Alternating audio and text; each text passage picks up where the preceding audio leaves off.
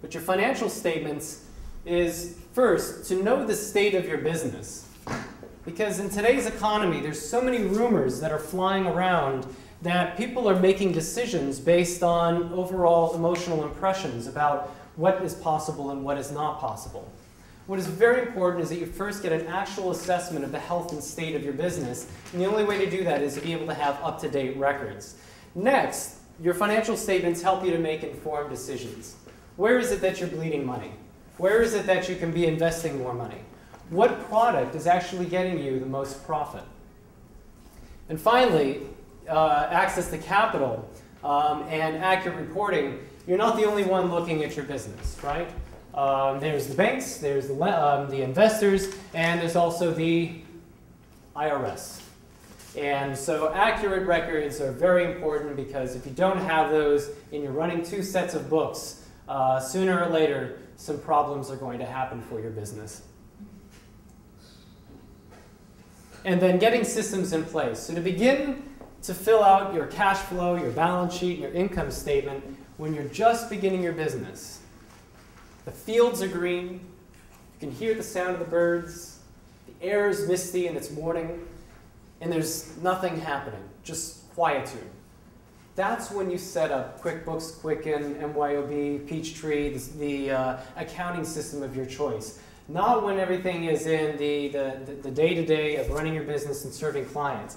Believe me, you're going to be exhausted. That's the last thing you're going to want to do, and besides, you're probably going to make mistakes if you do it that tired anyway. I would suggest at the very beginning of your business, you get a good accounting system going. So that way, you're starting to fill out who your vendors are, who your clients are. I know somebody for a business that was more cash. What they did with their clients who was walking into their restaurant, they don't have necessarily a buyer number or a client number. They didn't have that kind of business. There's more people in, people out. What they were doing is just asking for the last 4 digits of their phone number.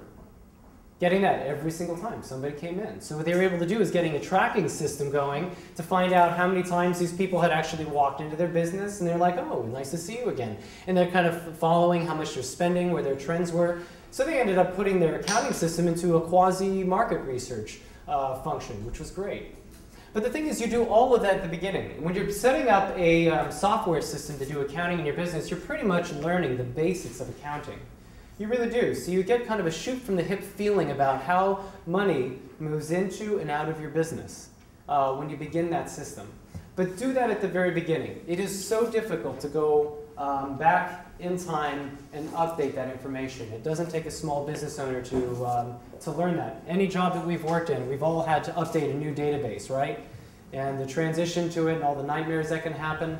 So some eyeballs are rolling. I'm seeing hives break out. That's right. So make sure that this is something that you nip from the bud and do it right away.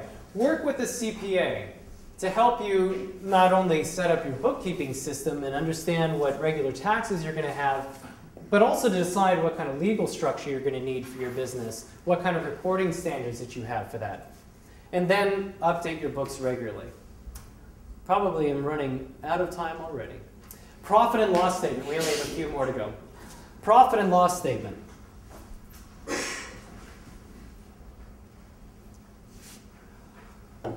How many do not have a copy of the printout? If there is somebody nearby that person, if they could please make sure that they can see onto yours, it would be very helpful.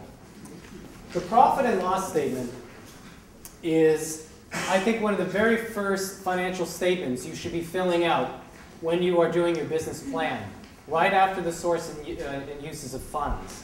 And the reason is because you're often asked to do financial projections for your profit and loss statement. Profit and loss statement is also called an income statement. And what you can do with this is you are projecting how much you are gaining in revenues and how much you are expending every month. That's what this statement does.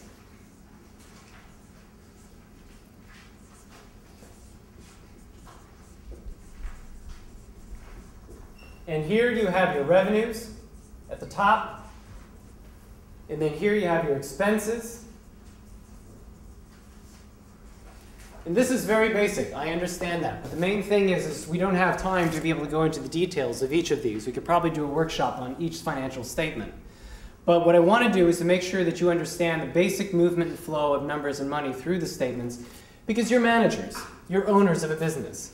You don't necessarily need to be the one who is doing the bookkeeping and doing the updating, though that's sometimes where we begin. But my main point in doing this is that you don't abdicate that responsibility to your bookkeeper.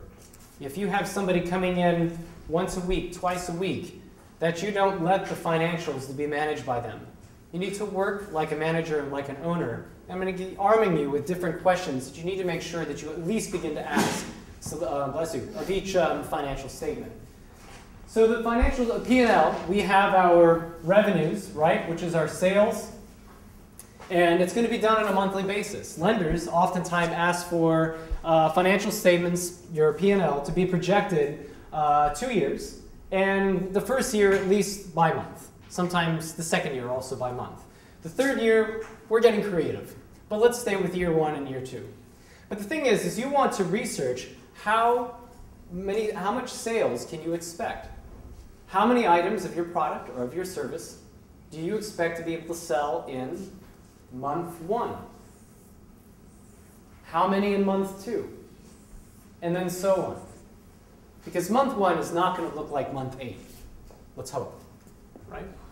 And so you want to be able to get an idea of that. Now, many will say, though, how do I find that information out? And the truth is, what you are doing is an educated guess. You keep the educated part in there. You really want to be doing research on your market. You want to know your industry as best as possible. You can maybe find a mentor, someone who is actually in your industry.